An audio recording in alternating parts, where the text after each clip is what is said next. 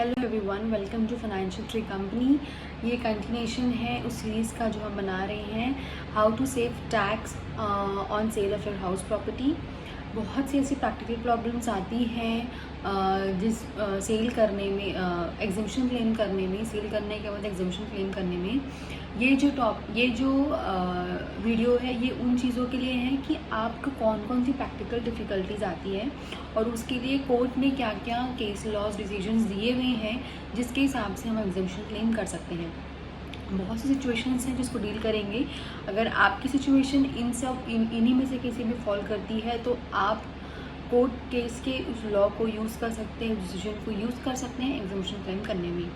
सबसे पहला हम समझेंगे कि अगर मल्टीपल सेल्स या परचेज होता है हाउसेस का, तो उस केस में कैपिटल गेन्स कैसे एग्जम्प्ट होगा। यानी अगर आपके पास 2 फ्लैट हैं, आपने उस 2 फ्लैट को बेच के 2 नया फ्लैट्स लिया, 2 नए फ्लैट परचेज किए। नाउ आपके पास ऑप्शन है कि आप सिर्फ एक हाउस में इन्वेस्ट कर सकते हैं। 2 हाउसेज में इन्वेस्ट करने का जो ऑप्शन है वो लाइफ टाइम में एक बार है, लेकिन उसके लिए भी आपका जो कैपिटल गेन्स है वो 2 करोड़ से नीचे रहना चाहिए। आपको अगर एक हाउस में इन्वेस्ट करना है तो 2 को सेल करके आप एक में इन्वेस्ट कर सकते हैं, या 2 को अलग अलग सेल करके 2 को अलग अलग में इन्वेस्ट करने का ऑप्शन भी है। तो कोर्ट ने ये बताया है कि जब 2 डिफरेंट यूनिट्स आप सेल करके 2 डिफरेंट यूनिट्स आप खरीद रहे हैं तो वो डिफरेंटली 2 एसेट माने जाने चाहिए और दोनों को ही एग्जेम्पशन मिलना चाहिए। यानी आपके 2 डिफरेंट एसेट्स हैं, आप 2 डिफरेंट यूनिट्स परचेज कर रहे हैं तो आपको दोनों में एग्जेम्पशन मिलेगा। इसी से अपोजिट मान लीजिए अगर आप 2 यूनिट्स को सेल कर रहे हैं, आपके 2 घर को सेल कर रहे हैं और आप अगर एक में इन्वेस्ट कर रहे हैं तो वो चलेगा। यानी आप 2 में सेल करके आप एक में इन्वेस्ट कर सकते हो। मान लीजिए आपका मन है कि मेरे पास 2 हाउसेज हैं जो कि छोटे हैं और मैं एक बड़ा हाउस खरीदना चाहता हूँ इन्वेस्ट करने के लिए, तो आप वो 2 हाउसेज को बेच के नया एक हाउस इन्वेस्ट कर सकते हैं और उसमें आप एग्जेम्पशन क्लेम कर सकते हैं।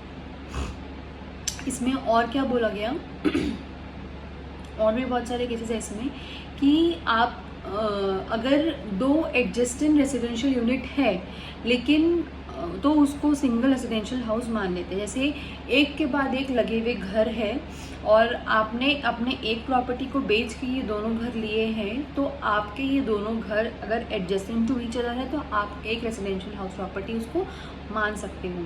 मान लीजिए बड़ी फैमिली है और एक ही जगह आपने 4 फ्लैट्स परचेज किए हैं, कॉमन किचन है, कॉमन राशन कार्ड है, तो भी आप एग्जेम्पशन क्लेम कर सकते हैं कि इन्वेस्टमेंट जो है वो एक हाउस प्रॉपर्टी में ही हुआ है।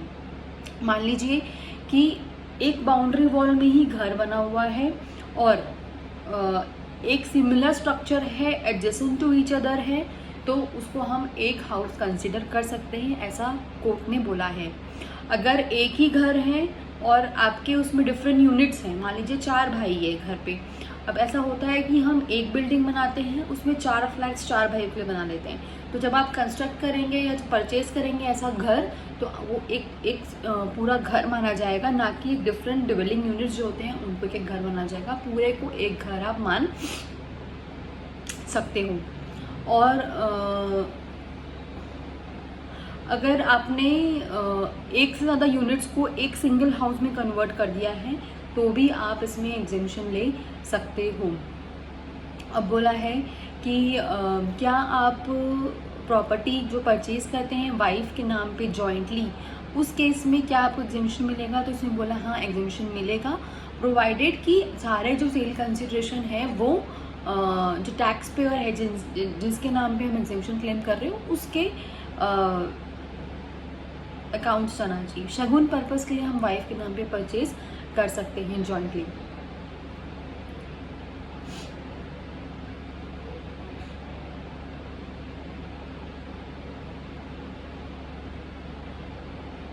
क्या डिफरेंट पर्सन से परचेज अलाउड है, यानी आप प्रॉपर्टी तो एक परचेज कर रहे हैं लेकिन उसमें बायर बहुत सारे हैं, तो उस केस में क्या डिफरेंट बायर्स से परचेज करना अलाउड है, तो बोल रहे हैं हाँ कि आप डिफरेंट बायर से परचेज कर सकते हो, उसमें कोई भी लिमिटेशंस नहीं है। क्या एक मर्ज स्ट्रक्चर को आप सेल करके capital gains claim, long term capital gains claim कर सकते हो? इसमें ये बोला गया कि इसमें 2-3 चीज़ें हैं। सबसे पहले कि वो हैबिटेबल यूनिट आना चाहिए, यानी वो रहने लायक होना चाहिए। मर्ज स्ट्रक्चर जो है वो टूटा फूटा रहने लायक नहीं है, तो वो अगर रहने लायक नहीं है तो वो घर रेजिडेंशियल यूनिट नहीं कहलाएगा। जब रेजिडेंशियल यूनिट नहीं कहलाएगा तो सेक्शन 54 का एग्जाम्पशन आप क्लेम नहीं कर पाओगे। ये ज़रूरी नहीं है कि आपको उस घर में रहना ही चाहिए 2 साल, आप उस घर में भले ही मत रहो लेकिन वो रहने लायक होना चाहिए, तो उस केस में आपको एग्जाम्पशन मिलेगा।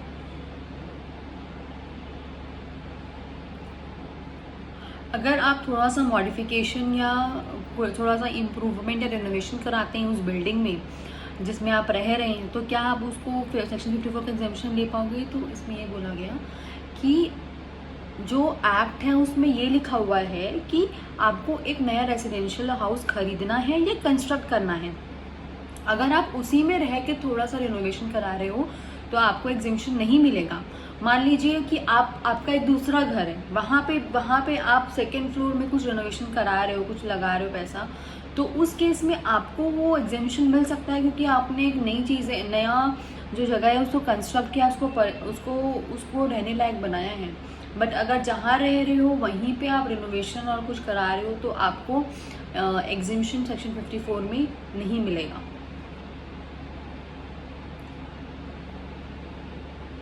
अब क्या कॉस्ट ऑफ न्यू एसेट मतलब जो परचेज प्राइस है आपकी, जो आपने नया हाउस परचेज किया है उसमें जो आपने एक्सपेंडिचर किया है उसको रहने लायक बनाने में क्या वो इंक्लूड होगा? तो बोले हाँ कि वो आपको इंक्लूड होगा। अगर आप प्रॉपर्टी को रहने लायक बनाते हैं, उसमें कुछ भी खर्चा करते हैं, तो वो सारा कॉस्ट उस न्यू एसेट में ऐड हो जाएगा। ये कुछ चीज़ें हैं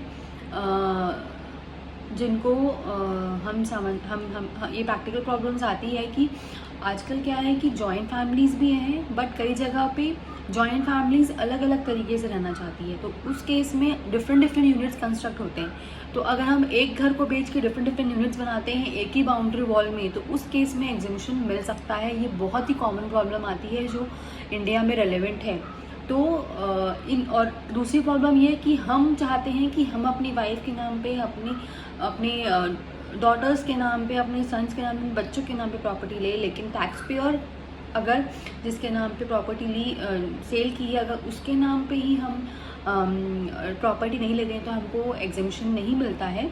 वाइफ के लिए ये थोड़ा सा एक्सक्लूड किया गया है, और बाकी जो केसेस है वो अभी भी लिटिगेशंस में चल रहे हैं कि क्या आपको एग्जेम्पशन मिलेगा या नहीं मिलेगा। तो जो कॉमन कंडीशंस है वो तो आपको फुलफिल करनी है। ये जो प्रैक्टिकल प्रॉब्लम्स आती है ये मैंने आपको लगभग बताई है। एक और वीडियो हम प्रैक्टिकल प्रॉब्लम का समझेंगे जहाँ पे ये जानेंगे कि और कौन सी चीज़ें आती हैं जब आप लॉट ऑफ लैंड सेल करते हैं। तो रेजिडेंशियल हाउस का आपने बेचा, उसमें ये सब चीज़ें आती हैं। अगर आप लॉट ऑफ लैंड सेल करते हैं और एग्जेम्पशन क्लेम करते हैं तो उस केस में क्या आएगी। ये जो सीरीज़ था अपना, ये हमारा था कि अगर आप रेजिडेंशियल हाउस बेचते हैं तो आपको क्या क्या ऑप्शंस अवेलेबल है और क्या डिफ़िकल्टीज आती हैं। इसमें प्लॉट ऑफ लैंड इंक्लूड नहीं है, प्लॉट ऑफ लैंड के लिए एक अलग वीडियो बनाएंगे। तो ये सारी चीज़ें इसमें कवर हो चुकी है। होपफुली आपको सारी चीज़ें समझ में आ गई होगी। And if you are liking the video, please like, share and subscribe. We are always there for you and we do provide all the services. Please visit our website financialtreecompany.com. Thank you.